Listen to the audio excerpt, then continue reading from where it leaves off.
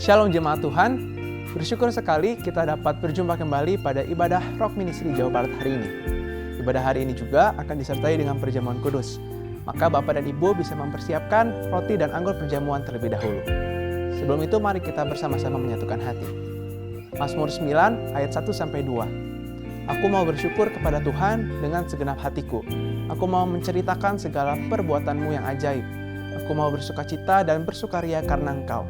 Bermazmur bagi nama-Mu yang maha tinggi. Ya benar Tuhan, kami mau bersama-sama bersyukur dan juga memuliakan nama-Mu Tuhan. Biarlah Engkau yang pimpin ibadah pada hari ini Tuhan, dari awal hingga akhirnya. Dan kami tahbiskan ibadah pada hari ini di dalam nama Tuhan Yesus Kristus. Di dalam nama-Mu kami berdoa dan mengucap syukur. Amin.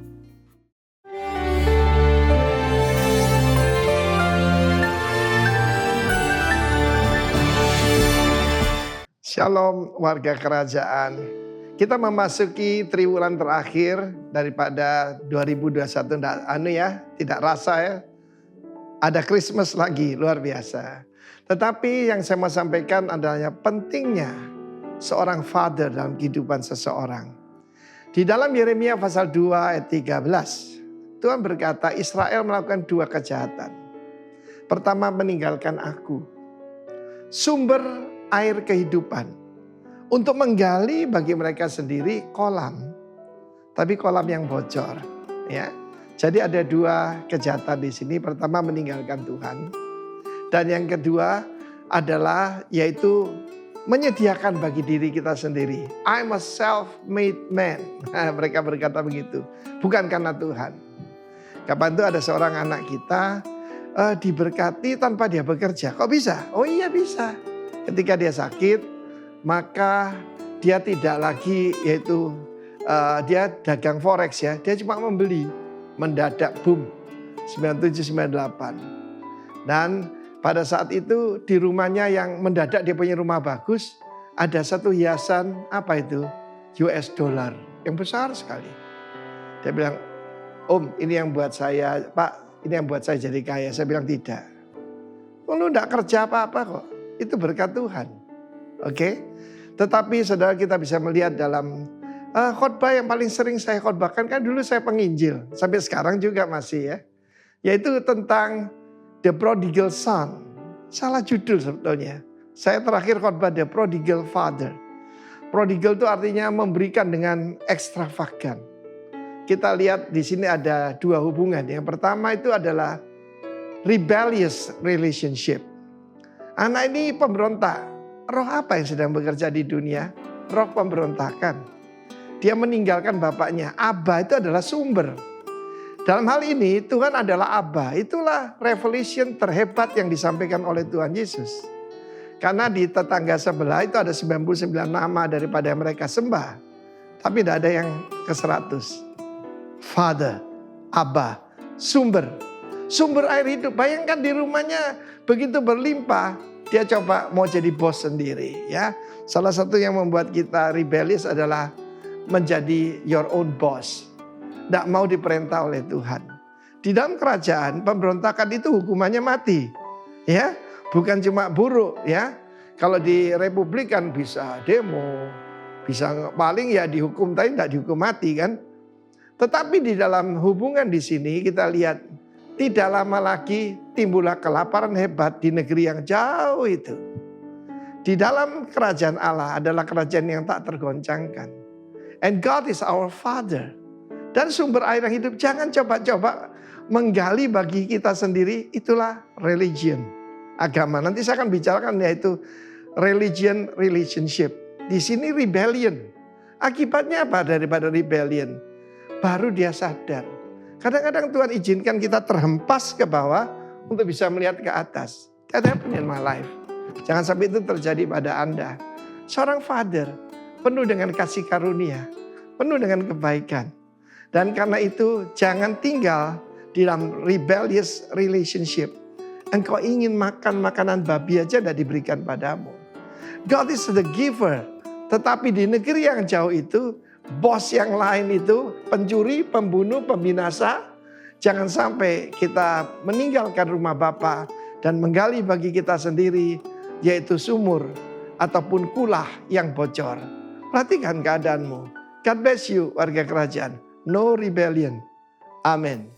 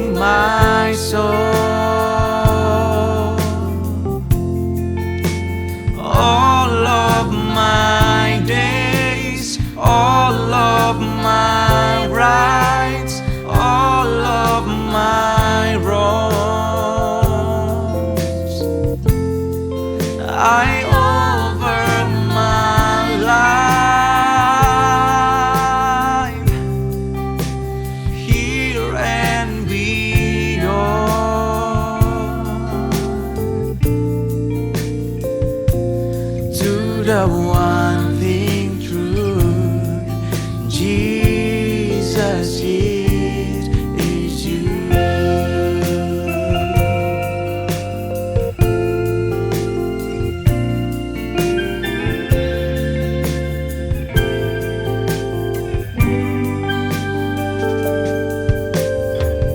Who sees my brokenness and carries me when I am frail and weak?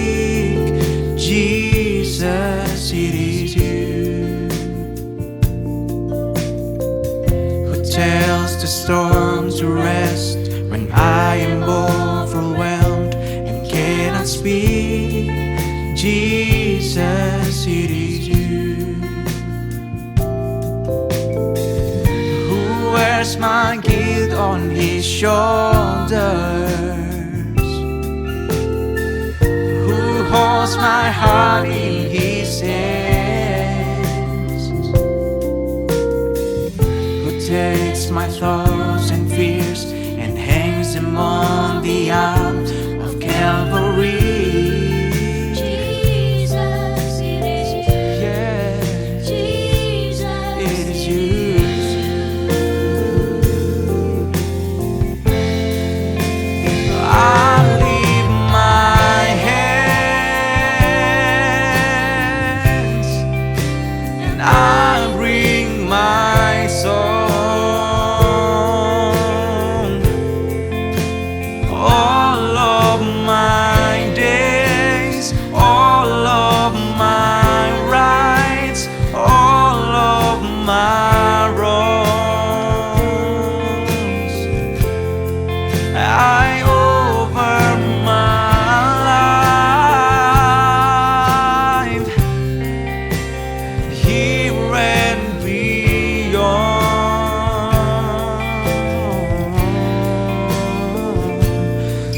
The one thing true, Jesus, it is you.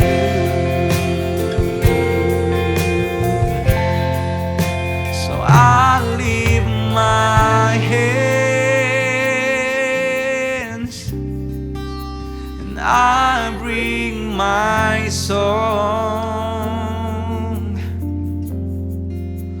all of my days, all of my rights, all of my wrongs.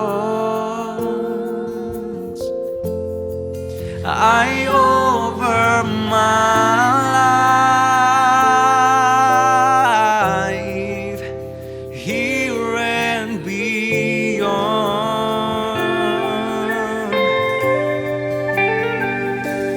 to the one thing true.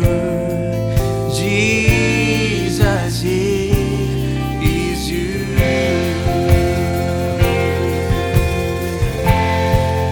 So I lift my hands and I bring my song, all of my days, all of my rights, all of my wrongs. I offer my life and here and beyond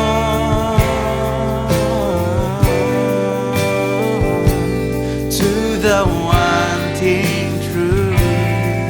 Jesus, it is you. Oh, to the one thing true. Jesus, it is you.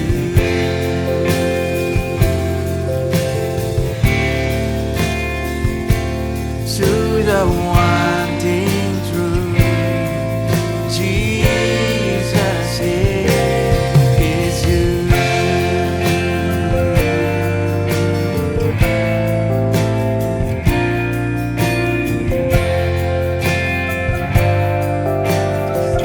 It's you, God.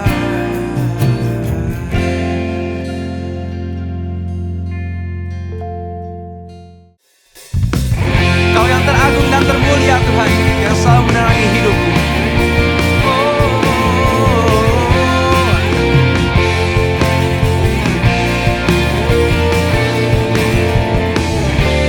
Firman terangi jalanku,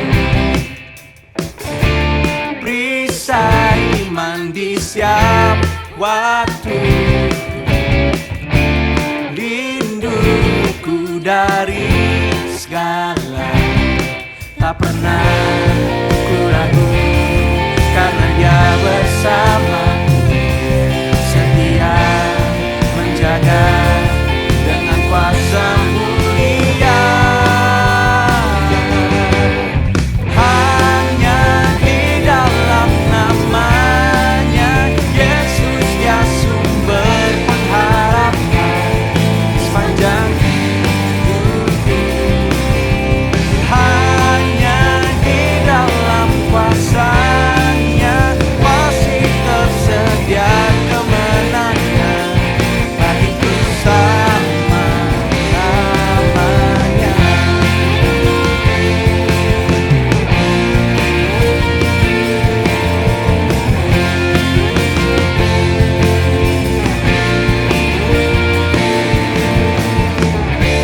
Kebenaran yang bebaskan selalu berikanku kekuatan hadapi segala tantangan.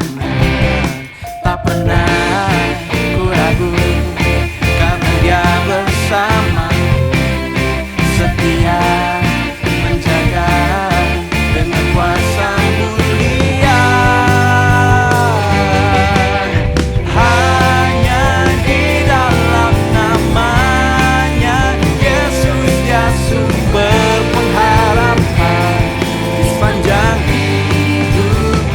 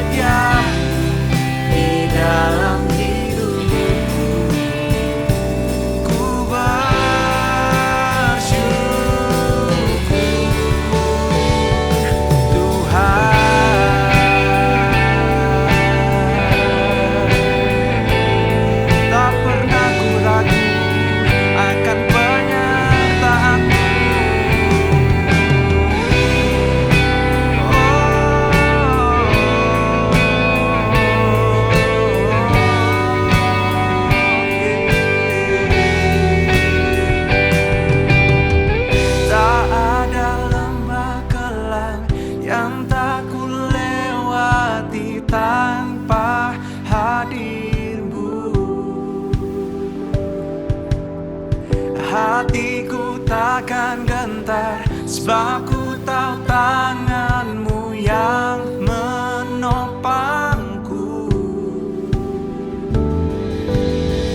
Tak ada lembah gelap yang tak ku lewati tanpa hadir-Mu. Hatiku takkan gentar, sebab ku tahu tangan-Mu yang menopangku.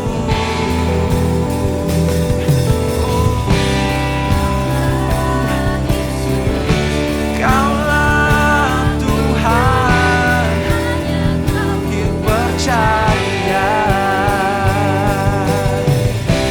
Kaulah Yesus, Kaulah Tuhan, harapan hidupku.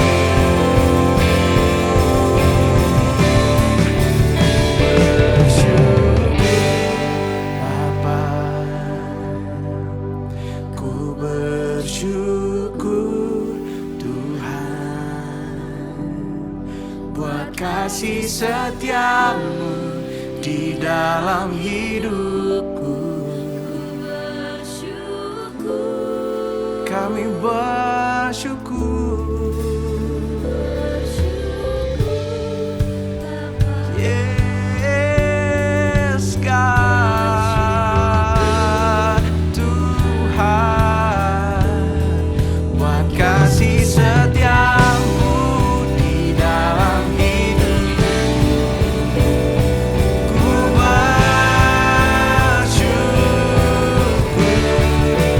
bersyukur Bapa. Ku bersyukur Tuhan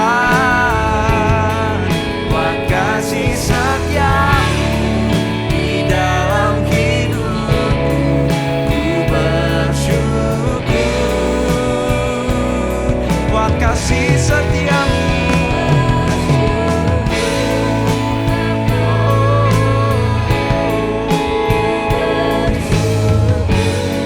Tuhan, buat kasih setia-Mu di dalam hidupku. Ku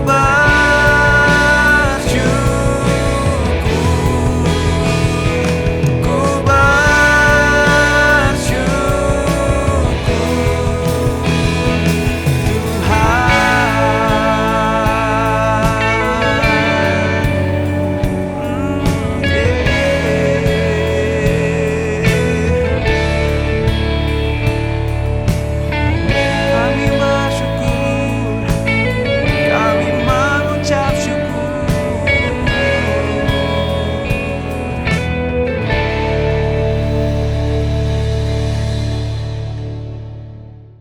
Salam warga kerajaan, senang sekali kita berjumpa kembali kali ini untuk mendengarkan suara Tuhan untuk kita semua.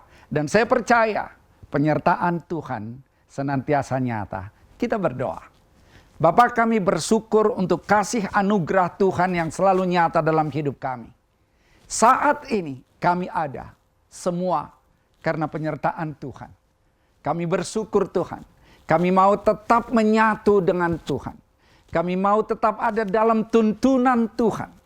Karena itu berbicara kepada setiap kami. Karena suara Tuhan, firman Tuhan, lebih dari apa yang ada di dunia ini. Dan akan mengubahkan kami seperti yang Tuhan mau. Kami buka hati kami. Karena Engkaulah satu-satunya pengharapan di dalam hidup kami. Berbicaralah ya Bapa, lawat kami ya Roh Kudus. Dalam nama Yesus. Amin. Kita sudah masuk di bulan November dan semua karena anugerah Tuhan. 1 tahun sudah hampir kita lalui. Sebentar lagi 2021 akan kita lewati. The year of reproduction. Reproduksi terus menghasilkan sesuatu. Dan kita sudah dibekali terus dengan firman Tuhan. Dan saat ini kita sudah pada level fathers, Bapa, dalam konteks multiply, melipat gandakan. Karena Tuhan selalu mau hidup saudara dan saya adalah hidup yang berlipat ganda. Multiplikasi artinya adalah bertambah banyak, bertambah hebat dari sebelumnya, lebih berkembang, lebih berdampak, dan sesuatu yang membuat orang tetap naik dan bukan turun. Saudara, apakah saudara rindu hidup saudara mengalami multiplikasi? Saya percaya setiap kita merindukannya, karena inilah yang Tuhan mau di dalam hidup kita. Saya akan bacakan firman Tuhan dari Kejadian 1 ayat 28. Allah memberkati mereka, lalu Allah berfirman kepada mereka, beranak cuculah dan bertambah banyak, penuhilah bumi dan taklukkanlah itu. Berkuasalah atas ikan-ikan di laut dan burung-burung di udara, dan atas segala binatang yang merayap di bumi. Kalau saya bacakan dalam terjemahan King James Version dikatakan demikian. And God blessed them. And God said unto them, be fruitful and multiply and replenish the earth and subdue it and have dominion over the fish of the sea and over the fowl of the air and over every living thing that moveth upon the earth. Itu firman Tuhan yang luar biasa untuk setiap kita. Kalau ini kita perhatikan, maka adalah suatu hal yang sangat mendasar yang harus kita pahami dalam hidup ini. Tuhan menciptakan manusia bukan sekedar iseng, yang penting ada, tetapi Tuhan menciptakan saudara dan saya untuk satu tujuan. Ada goal yang Tuhan mau bagi setiap kita di dalam kehidupan ini. Ada suatu misi, ada suatu tugas yang harus saudara dan saya laksanakan. Jadi, kalau kita adalah ciptaan dari Bapa di sorga, maka sesungguhnya kita harus tahu bahwa kita bukan sekedar hidup. Kita harus tahu bahwa kita hidup bukan sekedar mencari kesenangan. Suatu ketika ada orang yang mengatakan bahwa tujuan kehidupannya adalah kaya. Salahkah kaya? Tentu tidak. Tetapi apakah itu yang paling esensi di dalam kehidupan ini? Ada orang yang mengatakan bahwa tujuan kehidupannya adalah menjadi pejabat yang luar biasa hebatnya. Apakah itu salah? Tentu tidak. Tetapi apakah itu yang paling esensi? Ada banyak orang tidak mengerti esensi kehidupan. Ada banyak orang tidak mengerti untuk apa dia hidup. Sehingga goalnya keliru. Dikala goalnya keliru, maka dia akan melakukan tindakan-tindakan yang menyimpang dan bisa saja tidak berkenan kepada Bapa di sorga. Karena itu yang pertama saya katakan, kita harus memahami mandat budaya yang diberikan Tuhan. Kita harus melaksanakan mandat budaya yang diberikan Tuhan. Apa yang kita sebut dengan mandat budaya? Mandat budaya adalah apa yang Tuhan mau, apa yang Tuhan perintahkan kepada umat Tuhan yang diciptakan oleh Tuhan. Tadi sudah kita baca firman Tuhan di dalam Kejadian 1 ayat 28. Kalau di dalam bahasa Indonesia, beranak cuculah, bertambah banyaklah, penuhilah bumi, taklukkanlah, berkuasalah. Itu di dalam bahasa Indonesia. Nah, di dalam bahasa Inggrisnya seperti tadi sudah saya katakan, yang pertama dikatakan fruitful, be fruitful. Jadi, kalau bicara fruitful tentu kita paham ini tidak selalu hanya berbicara tentang anak cucu, bukan. Tetapi fruitful artinya adalah sebetulnya produktif. Beranak cucu bisa anak jasmani, bisa anak rohani, bisa juga bicara dalam dampak, bisa juga bicara dalam pengaruh. Terus itu yang kita harus tangkap.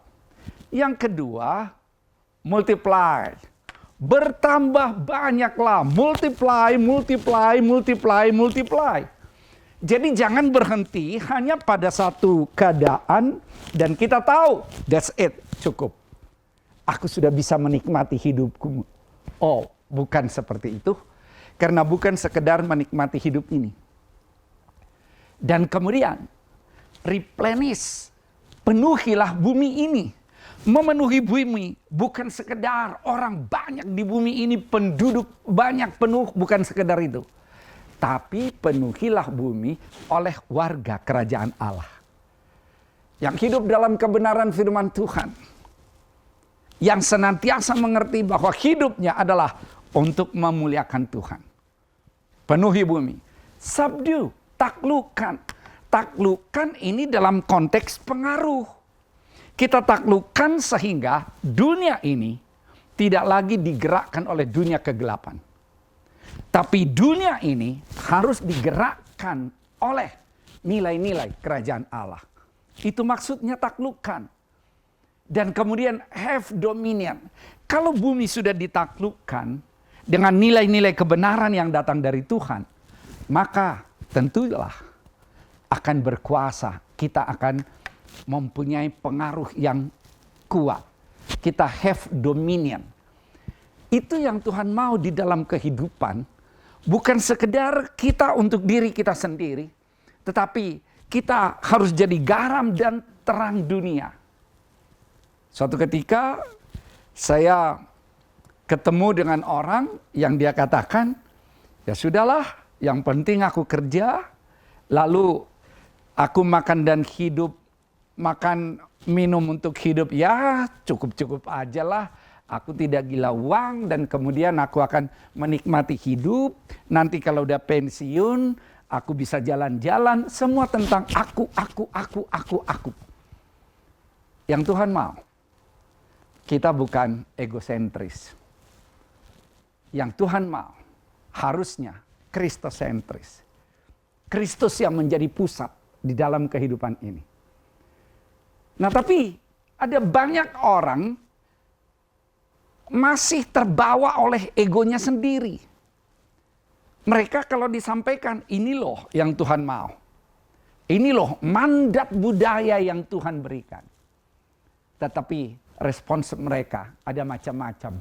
Ada yang bilang, aduh takut bagaimana aku bisa? Apakah aku bisa mempunyai pengaruh kepada bumi ini? Takut sehingga menolak. Ada orang yang tadinya sudah mau mulai, tapi kemudian dibatalkan. Karena apa? Karena khawatir. Jangan-jangan nanti aku mulai melangkah, ada banyak tekanan, lalu bagaimana? Membatalkan karena khawatir. Ada orang menghindar karena merasa tidak mampu. Mana mungkin? Mana mungkin aku bisa produktif? Mana mungkin aku bisa multiply? Mana mungkin aku bisa subdue? Mana mungkin aku bisa replenish? Mana mungkin aku bisa have dominion? Nggak mungkin menghindar. Kalau ada orang bilang kita harus berdampak loh, bukan aku. Aku ini siapa? Aku ini nggak ada apa-apanya. Sebetulnya dijawab seperti itu. Secara tidak sadar saya katakan. Itu kesombongan. Karena bicara aku ini siapa, aku ini nggak ada apa-apa. Tapi saya katakan bukan tentang saudara dan saya, tapi siapa di dalam saudara dan saya. Christ in you, Christ in me, Christ in us, the hope of glory. Hanya karena Kristus kita bisa melakukan suatu hal. Bukan karena aku hebat, bukan karena saudara hebat, bukan karena pintar, bukan karena koneksi, bukan karena apa-apa. Tapi hanya Tuhan semata-mata. Supaya itu yang kita muliakan. Dan ada orang yang menerima dan siap melaksanakan. Oke, aku akan bergerak untuk itu. Bagus. Dan perlu ditindaklanjuti dengan melaksanakan dan memuridkan. Karena kalau kita bicara berkembang, maka kita harus memuridkan orang supaya bertambah banyak. Karena saya katakan, Seorang pemimpin yang hebat bukan sekedar seorang yang jago mencari strategi, yang tahu mencari strategi yang hebat, yang tepat. Tapi seorang pemimpin yang hebat adalah seorang yang mampu menemukan next generation yang tepat, yang untuk melakukan terus perintah Tuhan di dalam kehidupan ini, sehingga ada kelanjutan apa yang Tuhan mau dalam hidup ini. Jadi saya katakan, jangan takut, jangan khawatir, jangan lihat keadaanmu, jangan bilang aku tidak mampu. Kenapa? Karena bukan tentang saudara dan saya. Yesaya 54 ayat 1 dan 3 mengatakan demikian. Ayat 1-nya, bersorak-sorailah hai si mandul yang tidak pernah melahirkan. Wow, kok bisa? Ada banyak orang bilang mandul adalah suatu kekurangan. Tapi firman Tuhan katakan, jangan engkau terbelenggu oleh masalah yang engkau jalani. Jangan engkau merasa tidak mampu karena apa omongan orang di dalam kehidupanmu. Firman Tuhan katakan, bersorak-sorailah, bersyukurlah, bersukacitalah. Karena apa? Karena Tuhan baik. Bergembiralah dengan sorak-sorai dan memekiklah, memuji Tuhan, menyembah Tuhan, memuliakan Tuhan. Apa persoalanmu saat ini? Krisis ekonomi? Masalah keluarga? Mungkin ada saudara yang sakit. Saudara harus tetap mampu berkata, Tuhan, aku senantiasa menyembah Engkau, memuji, memuliakan Engkau. Karena aku tahu Kristus adalah harta yang kekal di dalam kehidupanku. Jadi, ini yang mengatakan, bersorak-sorailah hai si mandul.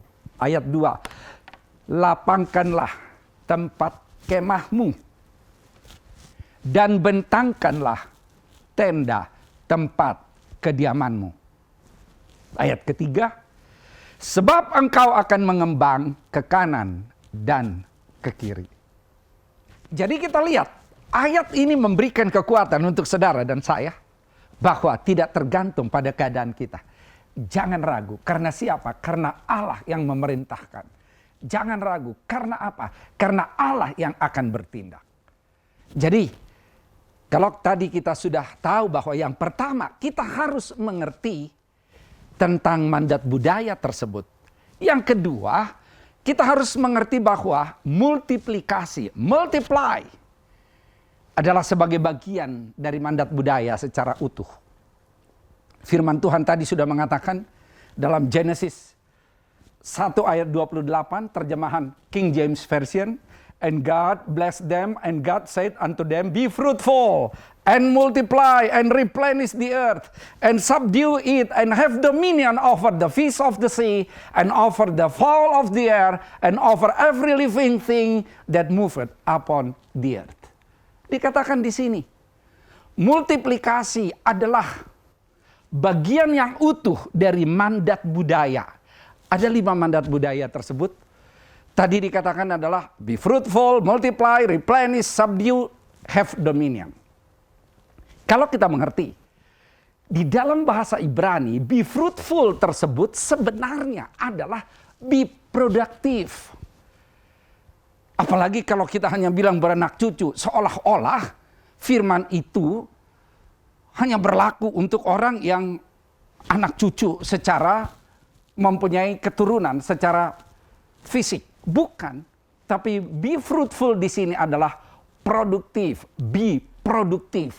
Itu yang Tuhan mau di dalam kehidupan ini. Dan kalau kita perhatikan, kalau Tuhan memberikan mandat, kalau Tuhan memberikan perintah dalam hidup kita, sebetulnya untuk melaksanakan itu jadi kenyataan, Tuhan sudah memberikan potensi itu di dalam. Dan ingat, yang dikatakan adalah be fruitful, bukan be seedful. Kita tahu be fruitful ini, berbuah ini adalah sesuatu yang luar biasa.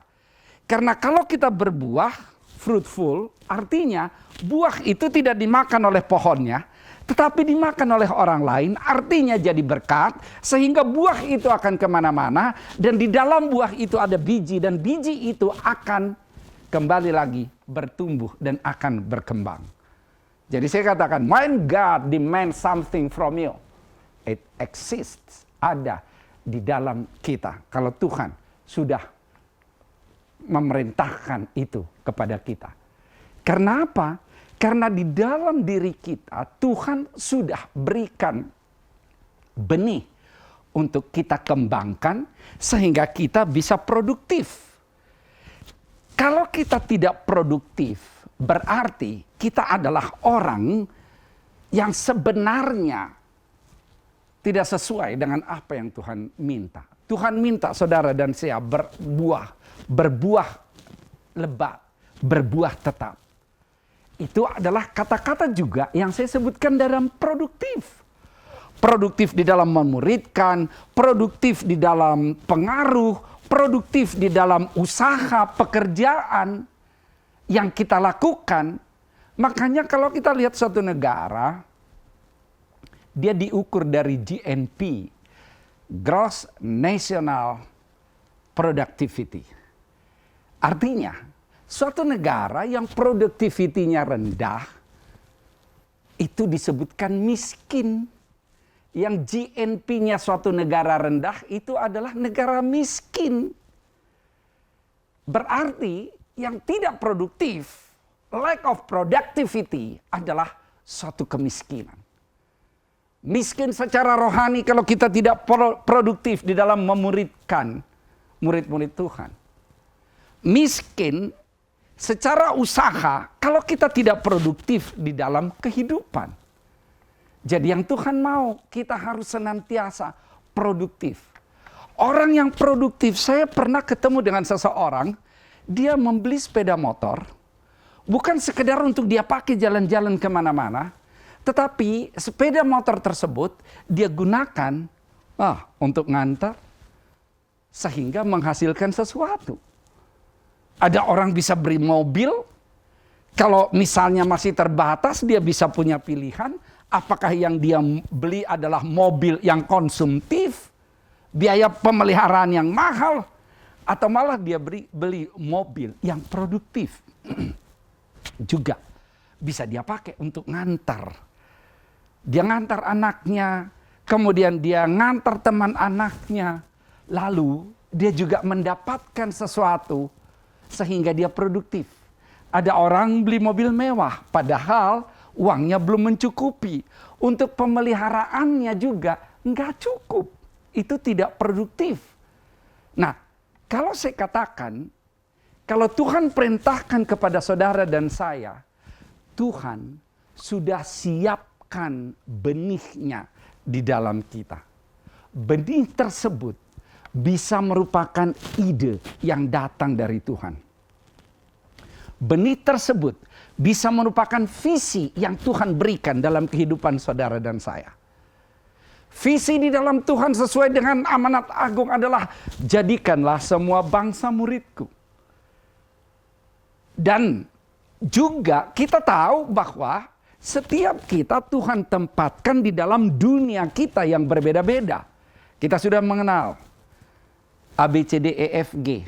A adalah art, B adalah bisnis, C adalah church atau bidang rohani, D adalah development of the poor, sosial misalnya, E adalah education, pendidikan, saya berkecimpung dalam dunia pendidikan, F adalah family, bagaimana kita memuridkan keluarga kalau kita sebagai orang tua, G adalah government and politik.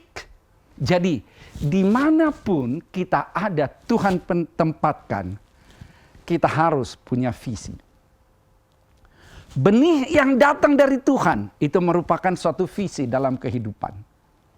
Saya masih ingat, waktu saya masih SD, saya sudah berpikir, saya mau menjadi seorang penulis buku. Saya punya visi seperti itu. Karena saya belajar buku, saya lihat ada nama orang di buku tersebut. Lalu saya juga berpikir, saya mau suatu saat menjadi penulis buku. Dan Hari ini saya adalah penulis buku. Buku yang saya tulis untuk tingkat SMP, SMA bisa jadi berkat bagi banyak orang. Karena mereka mengatakan, wow, kami sangat mengerti dari buku yang ditulis Pak Bob. Jadi kita lihat bahwa itulah suatu visi. Saya lagi SMA, saya berpikir saya mau bikin kursus nantinya. Walaupun pada saat itu saya kursus bahasa Inggris, tapi saya berpikir saya mau bikin kursus dalam bidang pendidikan. Dan Tuhan izinkan itu direalisasikan. Saya berkecimpung banyak di pendidikan termasuk di universitas. Jadi kalau saya lihat dari sini, dari visi itulah akan ada benih untuk kita produktif. Kalau kita sudah produktif, tadi dikatakan multiply. Multiply, lipat gandakan, perluas, multiply. Bagaimana supaya ada multiply? Multiply tidak berhenti pada produce, menghasilkan sesuatu, tapi harus reproduce, hasilkan lagi, hasilkan lagi, hasilkan lagi. Itulah kunci dari multiply. Saudara bikin apa? Saudara bikin toko. Hasilkan lagi, hasilkan lagi, hasilkan lagi produk saudara dan bisa dipakai di banyak tempat. Kalau saya tulis buku, buku saya bisa dipakai di banyak tempat. Jadi itulah yang harus kita reproduce. Setiap tahun bisa diproduksi buku yang bersangkutan. Itulah kunci sebetulnya untuk multiply. Bagaimana dengan keahlian yang kita miliki? Mungkin kita seorang pemusik, ahli di dalam seni, hasilkan lagi, multiplikasi dengan apa? Reproduce. Dan hasilkan banyak orang yang bisa seperti kita, bahkan lebih dari kita. Itu untuk multiply. Pelayanan saudara, kembangkan. Di mana saudara ada sekarang? Mungkin di Bandung. Terus kembangkan dong kota-kota lain. Itu yang disebut dengan multiply. Jadi harus selalu berkembang. Tetapi di dalam multiply tersebut harus kita mengerti ada sistem yang ada di situ. Karena tanpa suatu sistem, maka standarnya tidak akan terpenuhi. Saya heran kalau makan di suatu restoran, rumah makan, dengan merek yang sama, tapi di tempat ini beda rasa dengan di tempat lain. Apalagi di kota lain, sudah beda rasa. Kenapa? Karena nggak punya sistem. Kalau saudara punya pelayanan, jangan sampai ada tempat-tempat tertentu yang tidak dibina supaya mereka bisa memberikan pelajaran tentang kerajaan Allah, kebenaran, terhadap jemaat yang Tuhan percayakan. Jangan sampai di sini pengajarannya oke. Sangat pas banget, tapi di sana ada kelemahan ini dan itu. Nah, itu yang harus dicegah dengan membuat satu sistem. Sehingga bisa kemana-mana. Lalu, kalau kita sudah melakukan hal tersebut, berkembang terus, kita tahu apa yang kita bisa, maka kita akan replenish.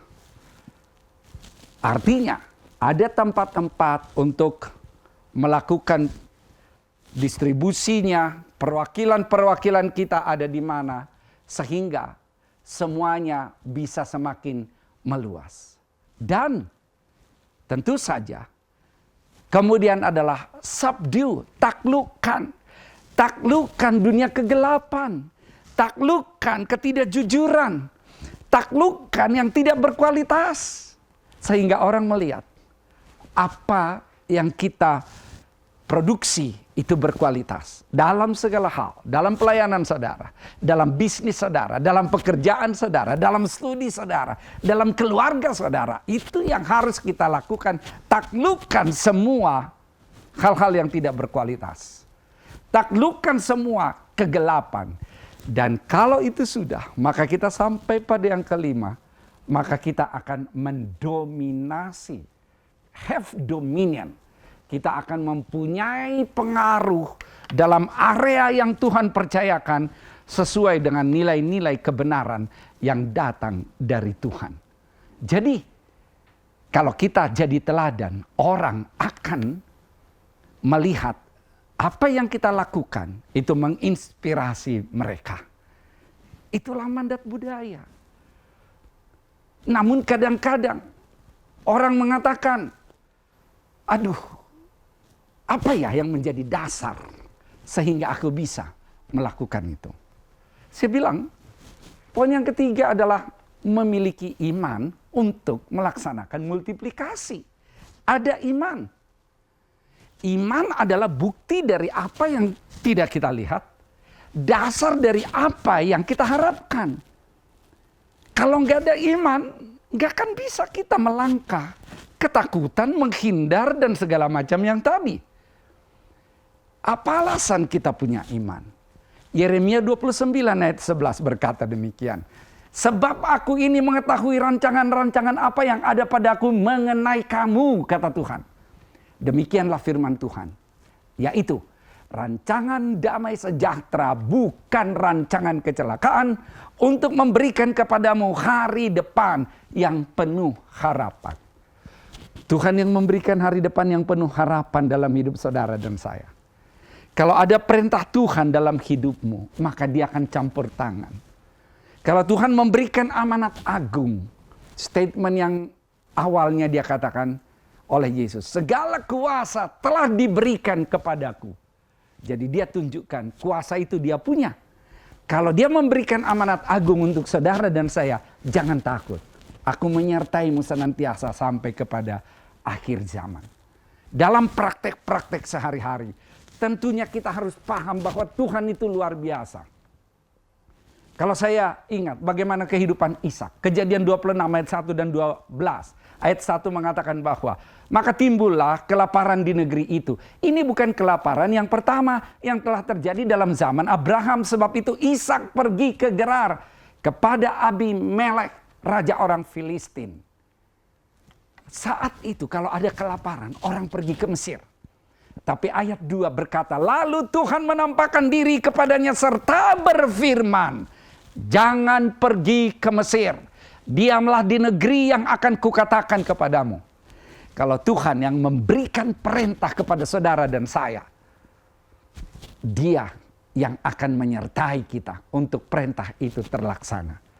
Kalau Tuhan yang mengatakan multiply, berlipat ganda, maka Tuhan yang memberikan kekuatan.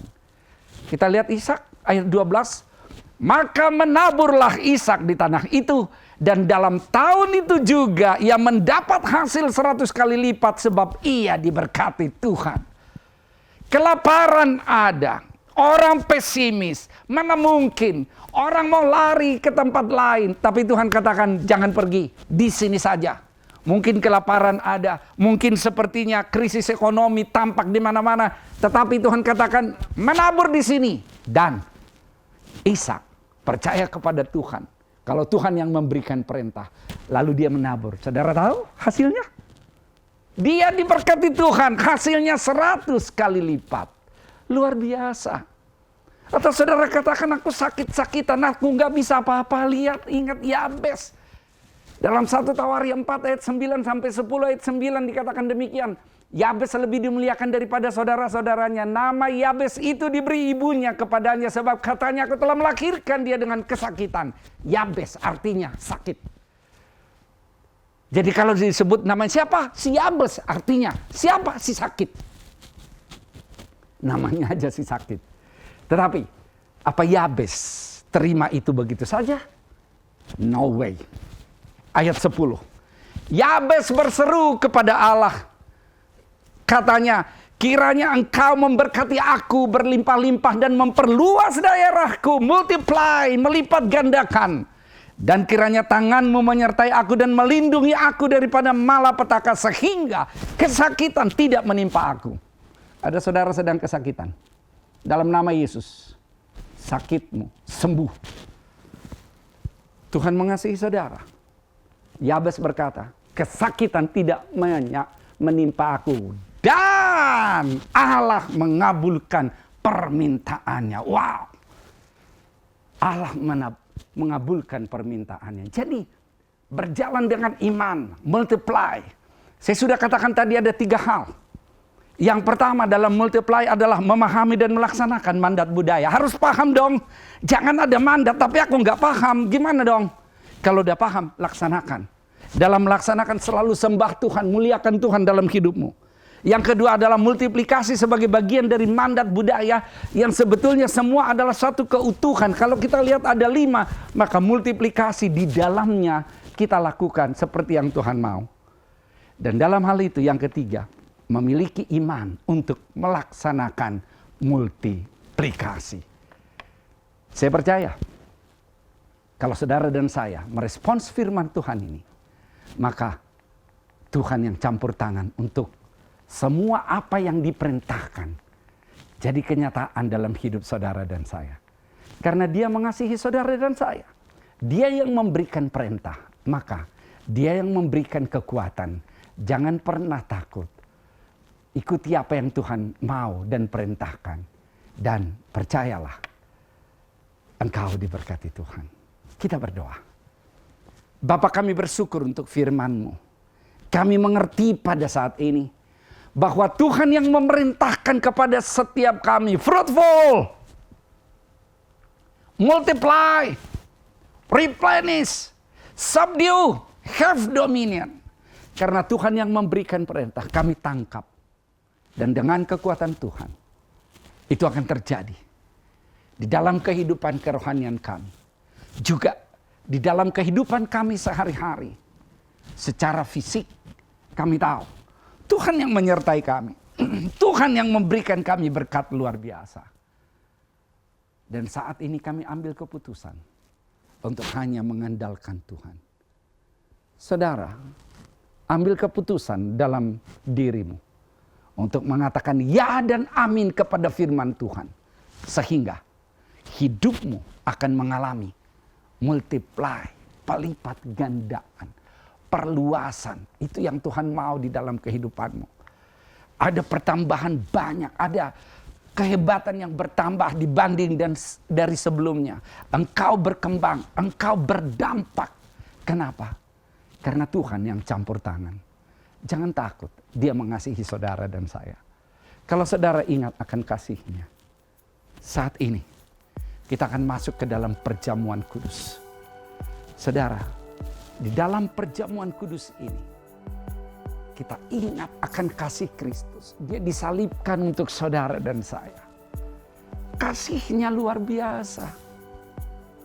Di dalam perjamuan kudus ini, artinya kita sedang memberitakan kepada dunia, Yesus adalah Juru Selamat yang disalibkan, mati, dikuburkan, bangkit pada hari yang ketiga, naik ke sorga, mengirimkan Roh Kudus untuk saudara dan saya. Arahkan hatimu kepada Bapa di sorga. Kita akan masuk ke dalam perjamuan kudus ini. Siapkan roti dan anggur. Ambil roti dan anggur itu. Karena dalam perjamuan kudus ini, bicara hati yang kita menyatu dengan Tuhan Yesus Kristus yang mengasihi saudara dan saya. Siapkan roti. Mari kita angkat roti ini tinggi-tinggi. Pada malam yang terakhir, sebelum Yesus menyerahkan diri, Dia melakukan perjamuan kudus bersama murid-muridnya. Kemudian, Dia mengambil roti, memberkatinya, memecah-mecahkannya, lalu membagi-bagikannya kepada murid-muridnya. Dia katakan, inilah tubuhku yang diserahkan buat kamu, tubuh Kristus. Percayakah saudara, dengan memakan roti ini adalah persekutuan kita dengan tubuh Kristus? Amin. Makanlah dalam nama Tuhan Yesus.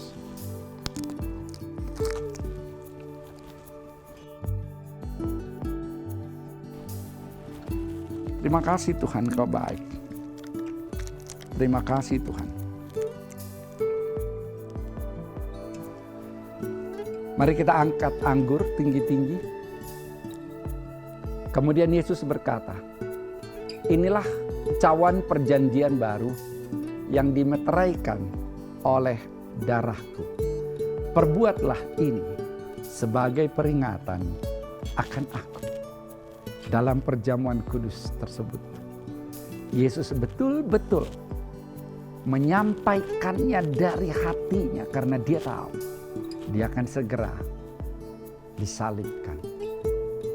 Dan darahnya tercurah untuk saudara dan saya. Meterai akan perjanjiannya. Jangan pernah takut dalam kehidupanmu. Tuhan mengasihi engkau. Apakah saudara percaya dengan meminum anggur ini adalah persekutuan kita dengan darah Kristus? Amin. Minumlah dalam nama Tuhan Yesus.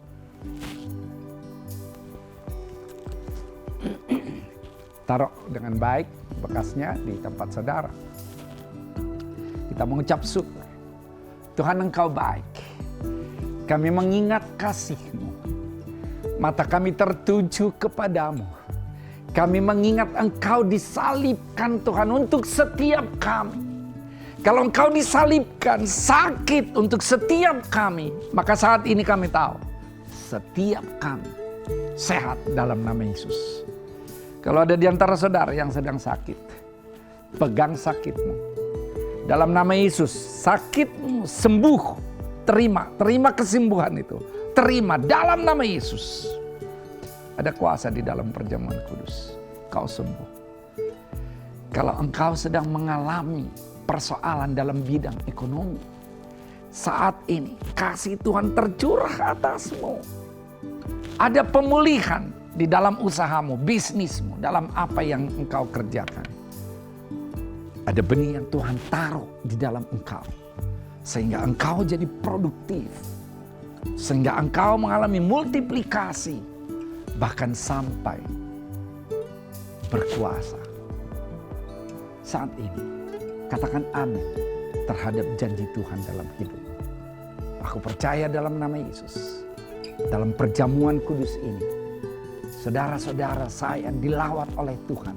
Mujizat terjadi. Segala puji, hormat dan kemuliaan hanya bagi Bapa. Dalam nama Yesus. Haleluya. Amin. Tuhan Yesus memberkati. Jemaat Tuhan, tiba waktunya bagi kita semua diberikan kembali kesempatan untuk memberikan persembahan sebagai bentuk ekspresi kasih kita kepada Tuhan. Anda dapat memberikan persembahan melalui transfer ataupun scan QR Code yang akan ditampilkan pada akhir ibadah. Sebelum itu, mari kita bersama-sama berdoa. Bapa, terima kasih, kami mengucap syukur atas seluruh berkat dan kasih-Mu. Sebentar kami akan memberikan persembahan dan kiranya persembahan ini dapat memperluas kerajaan-Mu. Terima kasih Bapa, di dalam nama-Mu kami berdoa dan mengucap syukur. Amin. Mari saudara, kita akan mengakhiri ibadah kita pada saat ini. Bagi saudara yang bisa berdiri, silakan berdiri. Dan kita akan menerima berkat Tuhan. Kita berdoa. Bapa, kami bersyukur untuk firman-Mu yang menguatkan kami pada saat ini. Yang memberikan pemahaman kepada kami bahwa bukan tentang kami kalau kami bermultiplikasi, kalau kami mengembang, berkembang terus, kalau kami naik dan bukan turun, tetapi itu karena Tuhan sendiri yang memerintahkan kepada setiap kami. Angkat kedua tangan. Saat ini langit terbuka. Berkat-berkat terbaik dari Bapa di sorga tercurah atasmu. Terima berkat itu, memenuhi engkau. Engkau naik bukan turun, menjadi kepala dan bukan menjadi ekor. Ada mujizat dalam kehidupanmu, ada terobosan, ada pelipat gandaan. Terima dalam nama Yesus. Untuk keluargamu, untuk anak cucumu, untuk pelayananmu, untuk usahamu, pekerjaanmu, untuk studimu. Hal-hal yang dahsyat terjadi. Saat ini, Tuhan menyinari engkau dengan wajahnya dan memberikan engkau kasih karunia. Tuhan menghadapkan wajahnya kepadamu dan memberikan engkau damai sejahtera. Dan engkau akan menjadi berkat dimanapun engkau berada sebagai garam dan terang dunia. Kita yang diberkati Tuhan, sama-sama kita katakan amin. Tuhan Yesus memberkati.